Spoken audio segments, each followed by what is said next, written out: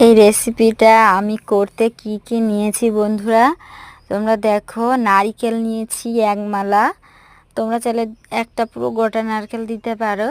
তারপরে তোমরা চাইলে চিংড়ি মাছ অ্যাড করতে পারো, কিন্তু আমি এটা যেহেতু নিরামিষ করছি সেই কারণে নারকেল দিয়েছি আর চিংড়ি মাছ দিইনি।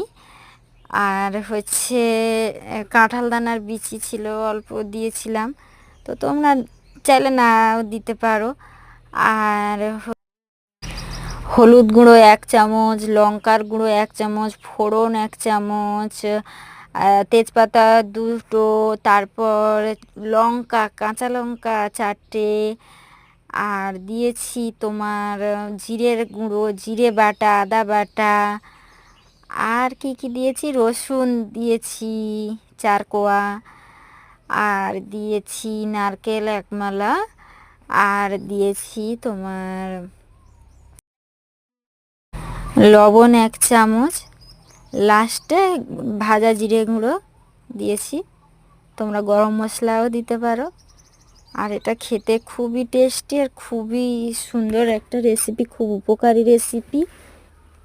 যাদের অর্শ আছে বা বিভিন্ন রকম সমস্যা থাকে, জল শুকিয়ে যায় শরীরে, তাদের জন্য এটা খুবই হেলদি আর খুবই খুবই উপকারী একটা সবজি রেসিপি। তো তোমরা একবার হলেও ট্রাই করো। আর আমার রেসিপিগুলো ভালো লাগলে তোমরা সাপোর্ট করে যেও, অনেক অনেক ভালোবাসা দিও। আর তোমাদেরকে আমি অনেক ভালোবাসা দিয়ে গেলাম। আর তোমাদের পাশে আমি এরকম সবসময় থাকবো, সবসময় আছি। আর আমার নিউ চ্যানেল যেহেতু, তোমরা একটু সাপোর্ট করো, সাবস্ক্রাইব করে যেও। থ্যাংক ইউ অল, সবাইকে অনেক অনেক শুভেচ্ছা, অনেক ভালোবাসা, আন্তরিক অভিনন্দন আর স্বাগতম আমার নতুন চ্যানেলে সবাইকে। যারা সবাই নতুন আছো সবাই সাবস্ক্রাইব করে যেও, নতুন নতুন যারা আসছো চ্যানেলে।